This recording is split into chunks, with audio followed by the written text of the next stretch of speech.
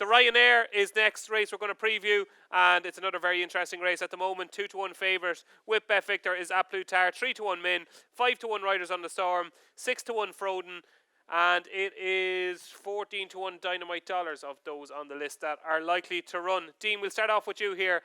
An interesting clash between two Irish horses, one that's done it, we know what he can do, and another horse we don't quite know how good A Plus Tard is. Where do you stand? I would say A Plus Tard can get to a level that Min's got to, but it's a fair bit off it, yeah. And I know that sounds a bit weird because A Plus Tard obviously got the better of Chacun Poursoir and Min didn't.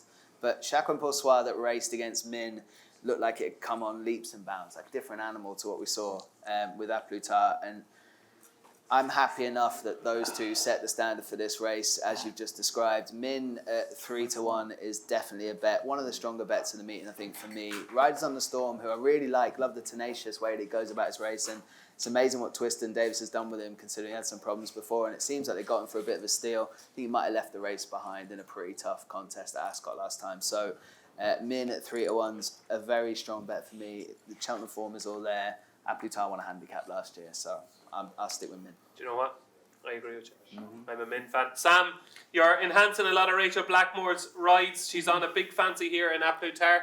Any enhancement? Yeah, we're going to go 11-4 next 10 minutes, guys. So if you're a big fan of the horse, I know you say won a handicap, but the style of the horse won the handicap last year, I think needs to be taken into account. Yep. And what the horse done this year.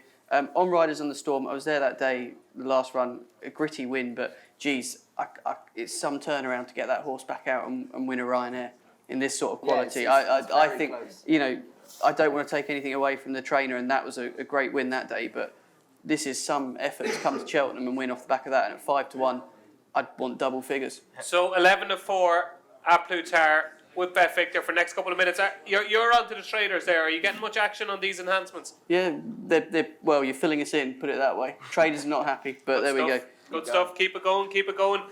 Diarmuid, A Plus Tard v Min. Which camp are you in? Yeah, I don't have much to add to what Dean said. Min's the one that they all have to go and catch. His 2.5 mile form is actually quite strong as well. I mean, I know Hardline can let it down, but Hardline's just a hard horse to place because there's not enough 2.5 mile races in Ireland and England really to put him into. But like, you know, Min he put him away, and last season at Aintree as well, he was absolutely unreal. He might have just really wanted this trip always, and I just think at those odds, 2-1, I know he's 11-4 BetVictor now, but you know, he is 2-1 and 3-1 with on Min. I just think Min's one of the bets of the week. Ran 5 times Min over 2.5 miles. He's won 4 of them. The only time he was beaten was by Politolog in the 2018 Melling Chase. Beaten a neck, I think. Should have probably won. Just made a couple of fiddly mistakes up the home straight. He's probably an underrated horse, Diarmuid, isn't he? Yeah, and also that year, I think the Champion Chase might have taken a bit out of him. It was no coincidence last year that he probably put a brilliant performance in at Aintree because the tactics that Rich Ritchie and Willie Mullins camp decided to deploy didn't work at all in Champion Chase. You know, he ended up nearly pulled up.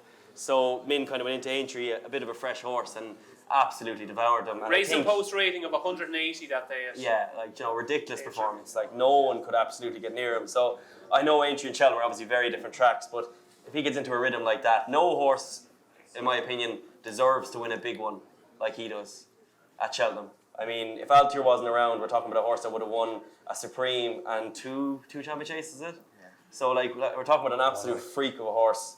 Had Altier not been around, unfortunately, he's bumped into that horse, has seen his arse an awful lot of times, but Min here in the Ryanair, I just think he's a stonking bet. David Mullins, you've ridden loads of winners for Willie Mullins. You've ridden loads of winners for Henry de Bromhead. If you got a call from both trainers and you could ride either one of them, who would you pick?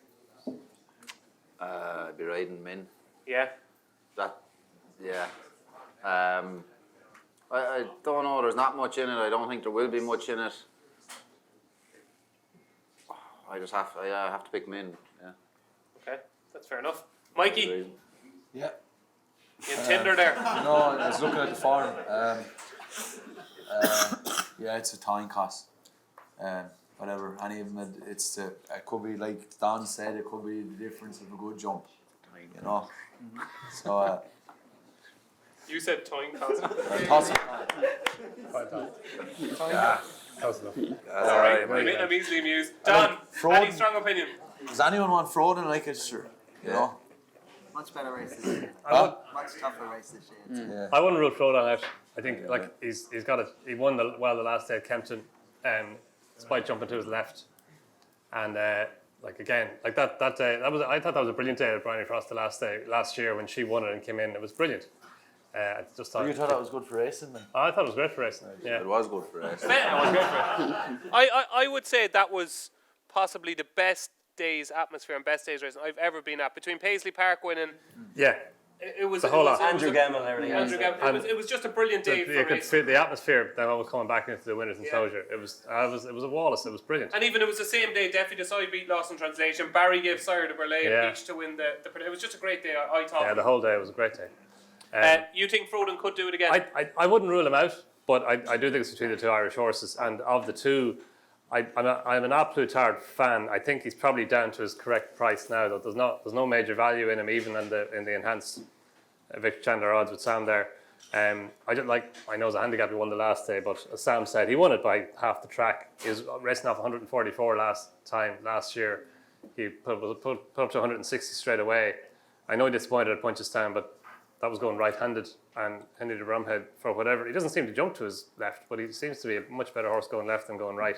That blew hard. Yeah. He does jump a little bit to his Does left. he? Yeah. Yeah, definitely. Yeah. I've seen it in his beginners last Yeah. year a few times. Yeah. It's Fractionally, it's only fraction, hard, yeah. but he's a stone better going left than going right. And even his run behind Ballyoshin in the Fortria, his run the last day when he beat Chacun Persois. I know Chacun Persois was his debut and he came on for it. That was over 2 miles in a furlong, and he really went away from him in the run-in. Back at Cheltenham, he's a Cheltenham Festival winner. Back over 2.5, going right-handed or going left-handed.